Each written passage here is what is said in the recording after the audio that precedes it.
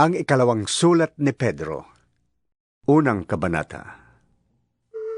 Mula kay Simon Pedro, lingkod at apostol ni Hesukristo, para sa inyong lahat na tulad nami tumanggap ng napakahalagang pananampalatayang mula sa ating makatarungang Diyos at tagapagligtas na si Hesukristo.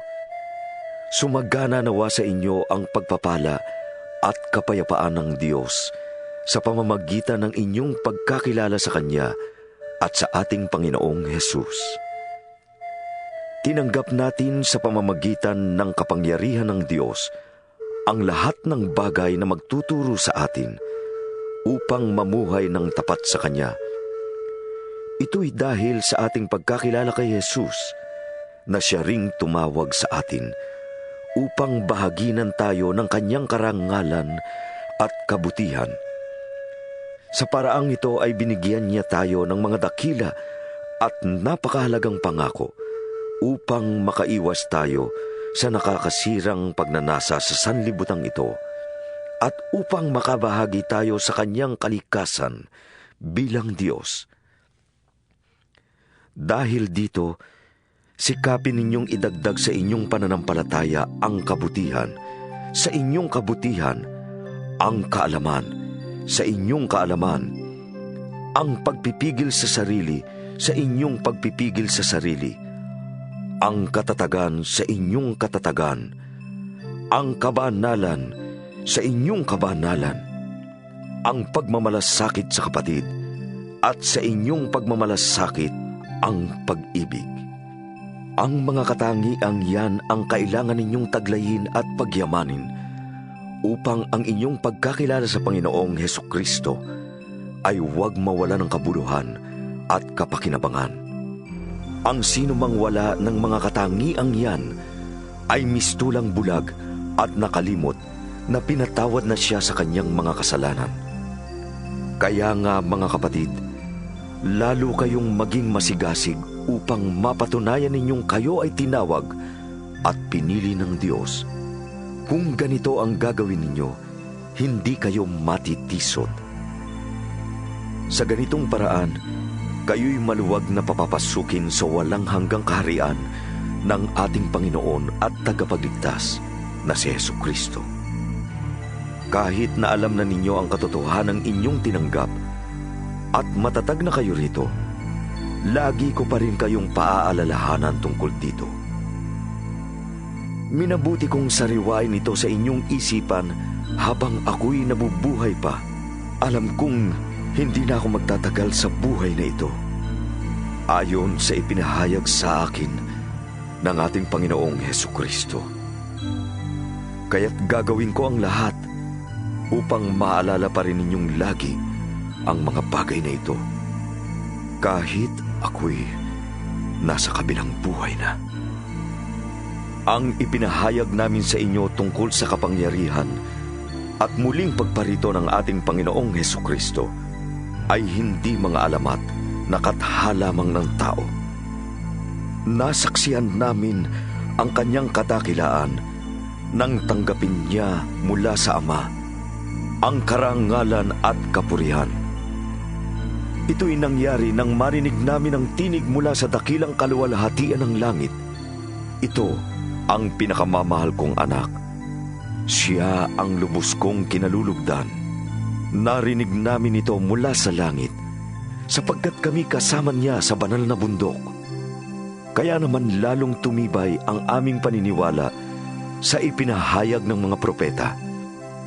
Makakabuting ito'y pag-ukulan ninyo ng pansin, sapagkat tulad ito sa isang ilaw sa kadiliman na tumatanglaw sa inyo hanggang sa sumikat ang araw ng Panginoon at magliwanag sa inyong mga puso ang tala sa umaga.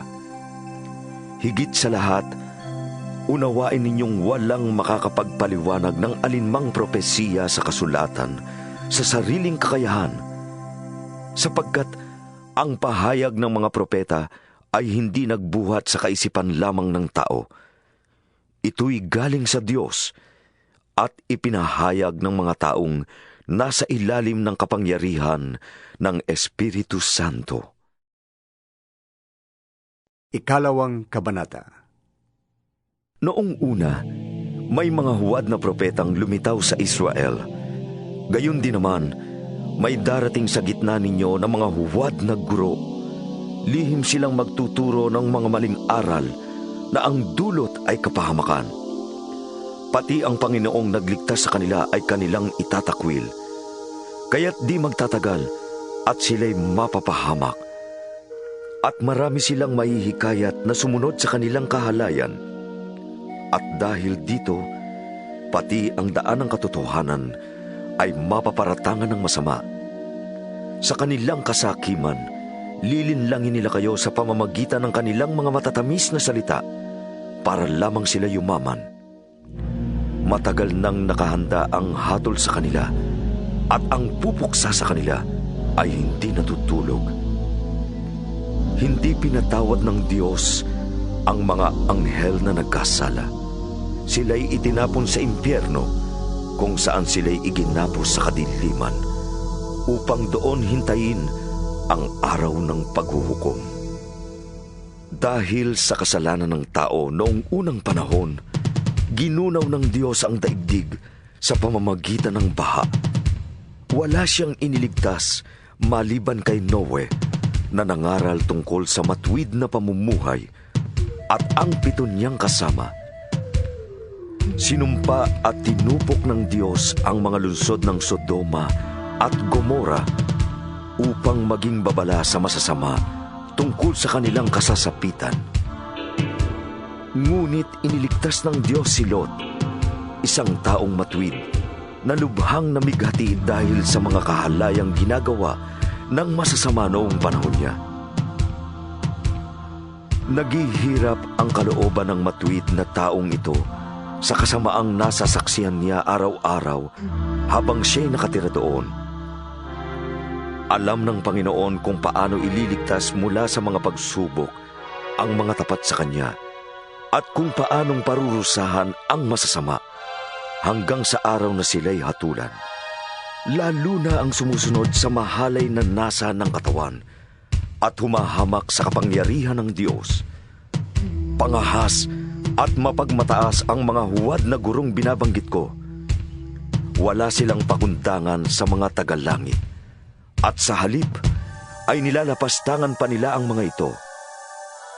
Samantalang ang mga anghel na higit na malakas at makapangyarihan ay hindi gumamit ng panlalait sa kanilang paghaharap sa Panginoon ng sakdal laban sa kanila. Ang mga taong ito'y parang mga hayop na walang isip at ipinanganak upang hulihin at patayin. Kinakalaban nila ang mga bagay na hindi nila nauunawaan, kaya't papatayin din sila tulad ng maiilap na hayop. Pahihirapan sila gaya ng pagpapahirap nila sa iba. Ang kaligayahan nila'y ang hayagang magpasasa sa nasa ng laman. Dumadalo pa sila sa inyong salo-salo, ngunit kahiya-hiya at kasiraang puri ang kanilang ginagawa. Ikinatutuwa nilang kayo'y kanilang nalilinlang. Wala silang hinahanap, kundi mga babaeng mapag-aaliwan nila. Wala silang sawa sa paggawa ng kasalanan. Itinutulak pa nila sa pagkakasala ang mahihina. Sila'y mga sakim at sila'y isinumpa. Lumihis sila sa matuwid na landas at naligaw. Tinularan nila si Balaam, anak ni Beor, na nagpahalaga sa bayad sa paggawa ng masama. Dahil dito, siya'y sinumbatan ng kanyang asno na nagsalitang parang tao upang siya'y sawayin sa kanyang kabaliwan. Ang nakakatulad ng mga huwad na gurong ito ay mga batis na walang tubig at ulap na itinataboy ng malakas na hangin. Inilaan na ng Diyos ang kadiliman para sa kanila. Mataas silang mangusap, ngunit wala namang kabuluhan ang sinasabi. Ginagamit nila ang nasa ng laman upang maibalik sa kahalayan ang mga nagsisimula pa lamang lumayo sa mga taong may likong pamumuhay. Ipinapangako nila ang kalayaan sa nahihikayat nila, subalit sila mismo ay alipin ng kasamaan sapagkat ang tao ay alipin ng anumang hindi niya kayang labanan. Nakaiwas na sa kasamaan ng daigdig ang mga taong kumilala kay Hesukristo ng Panginoon at tagapagligtas. Ngunit kung muli silang maakit sa dating masamang gawain at tuluyang mahulog dito, ang magiging kalagayan nila ay masahol pa sa dati. Mabuti pang hindi na nila natutuhan ang daang matuwid kaysa matapos matutuhan ang banal na kautosang itinuro sa kanila, ay tumalikod sila dito. Angkop na angkop sa nangyari sa kanila ang mga kasabihang, ugali ng aso, matapos sumuka, ay muling kinakain ang nailuwana, at ito namang baboy, paliguan mo man, pilit na babalik sa dating lubluban. Ikatlong kabanata. Mga minamahal, ito ang ikalawang sulat ko sa inyo. Sa dalawang sulat na ito ay sinikap kong gisingin ang malinis ninyong isipan sa pamamagitan ng pagpapaalala ng ilang mga bagay. Alalahanin ninyo ang mga sinabi noon ng mga banal na propeta at ang utos na ibinigay sa inyo ng Panginoon at tagapagligtas sa pamamagitan ng mga apostol na isinugo sa inyo. Una sa lahat, dapat ninyong malaman na sa mga huling araw ay pagtatawanan kayo ng mga taong namumuhay ayon sa nasa ng laman. Sasabihin nila, si Kristo'y nangakong darating, hindi ba? Nasaan na siya? Namatay na ang ating mga ninuno, ngunit wala pa ring pagbabago buhat ng likhain ng mundong ito.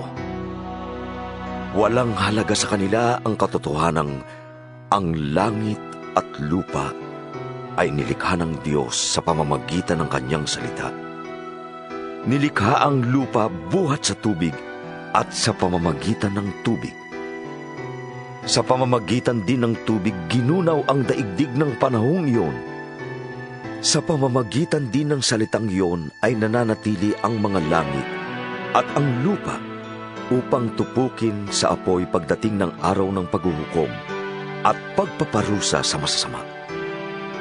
Ngunit huwag ninyong kalilimutan ito, mga minamahal, na sa Panginoon, ang isang araw ay 1,000 taon, at ang 1,000 taon ay isang araw lamang. Ang Panginoon ay hindi nagpapabaya sa kanyang pangako, gaya ng inaakala ng ilan. Hindi pa niya tinutupad ang pangakong iyon alang-alang sa inyo. Binibigyan pa niya ng pagkakataon ang lahat na makapagsisi at tumalikod sa kasalanan, sapagkat hindi niya nais na may mapahamak.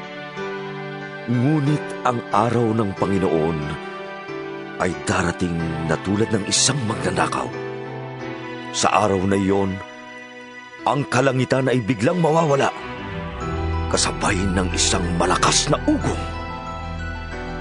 Matutupok ang araw, buwan, at mga bituin. Ang mundo at ang lahat ng mga bagay na naririto ay mawawala. At dahil ganito ang magiging wakas ng lahat ng bagay, maging masunurin kayo sa Diyos at mamuhay kayo ng banal. Habang hinihintay ninyo ang araw ng Diyos, magsikap kayong mabuti upang madaling dumating ang araw na ang kalangitan ay matutupok at ang mga bagay na naroroon ay matutunaw sa matinding init. Naghihintay tayo ng bagong langit at ng bagong lupa na paghaharian ng katarungan, sapagkat ganoon ang kanyang pangako. Kaya nga, mga minamahal, habang naghihintay kayo, sikapin ninyong mamuhay ng mapayapa, walang dungis at kapintasan. Isipin ninyong kaya nagtitimpi ang Panginoon ay upang bigyan kayo ng pagkakataong maligtas. Iyan ang sinulat sa inyo ng kapatid nating si Pablo. Taglay ang karunungang kaloob sa kanya ng Diyos. Sa lahat ng sulat niya tungkol sa paksang ito, Ganito ang lagi niyang paalala. Kaya lang, ang ilang bahagi sa kanyang mga sulat ay mahirap unawain at binibigyan ng maling kahulugan ng mga mangmang at magugulong pag-iisip. Ganyan din ang kanilang ginagawa sa ibang mga kasulatan, kaya nga't ipinapahamak nila ang kanilang sarili. Ngayong ito'y alam na ninyo, mga kapatid, dapat kayong mag-ingat upang huwag kayong mailigaw ng mga taong walang sinusunod na batas. At nang sa gayon, hindi kayo matitinag sa inyong mabuting kalagayan. Magpatuloy kayong lumago sa kagandahang loob at sa pagkakilala sa ating Panginoon at tagapagligtas na si Jesucristo. Sa Kanya ang kaluwalhatian, ngayon at magpakailanman. Amen.